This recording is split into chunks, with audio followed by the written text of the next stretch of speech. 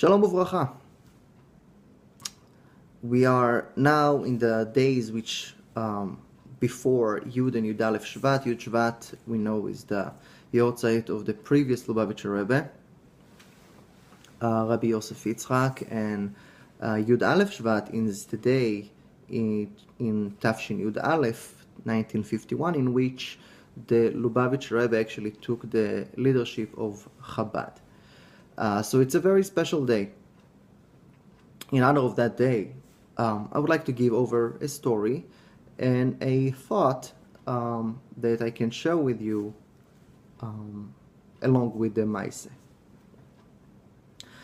In Tafshin Yud Dalet, in Yud Dalet Shvat, Tafshin Yud, on the third day of the passing, since the passing of the previous Lubavitcher Rebbe, Rabbi Yosef Yitzchak,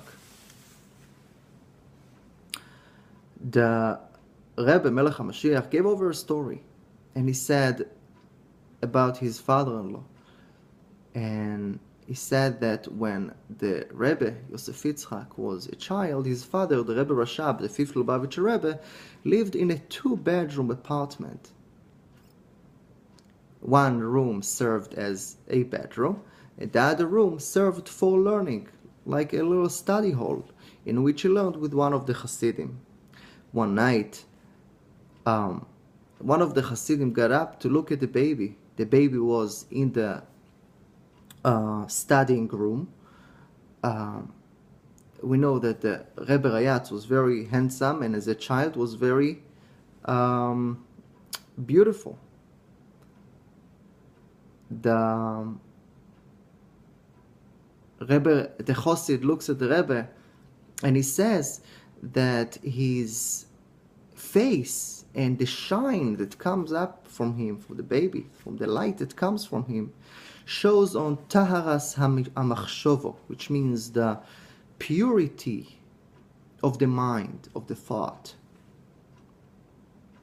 And then the Rebbe Rashab, the father, wanted very much to kiss the baby.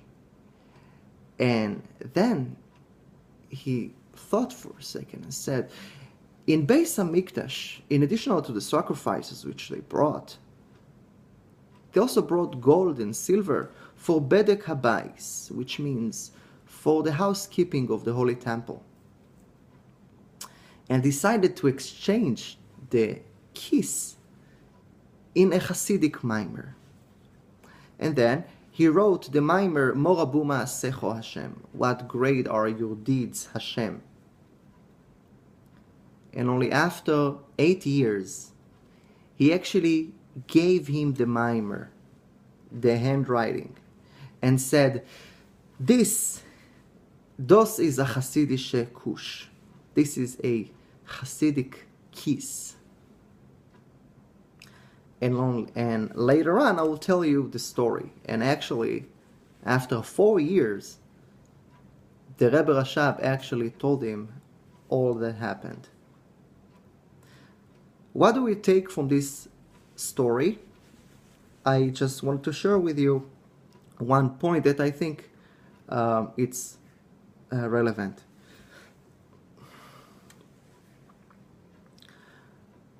You don't buy yourself a minivan because you love minivans.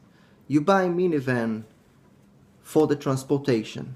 You buy a minivan because you need the seats in the vehicle. If you like higher cars, you might as well get yourself a Toyota RAV4 or Honda CR-V, or maybe Jeep Liberty. But what the car that you really want is maybe a Corvette. It's a nice car. This is what you really want. Here's the thing. We do what we need to do.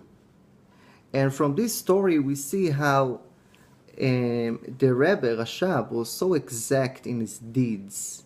Today, nowadays, we can kiss our kids all right over left, no problem. We love our children. But the Rebbe chose to give his son a mimer instead. The Rebbe was so exact. We talk about the Rebbe Rashab was so exact, and also all of the Chabad, Rabbi Seinu Nesienu, the Chabad leaders, we know that the Alter Rebbe took 60 different nuschois, 60 different versions of our prayers, of Sidurim, and made up and compiled the Sidur that we have today, Tehillas Hashem. The Rebbe Melech HaMashiach himself would sit for hours with Hasidim in private audience at night, all night, for hours, because he valued the time. The Rebbe would spend every single moment in his life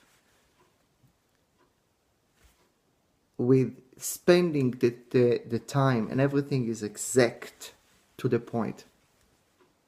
With spending the time for Kedusha, for good things. The point is that we learn in Tanya, Moach Shalit al Halev. We know that the brain is controlling, is in charge of the emotions of the heart. You don't always do what you really want to do.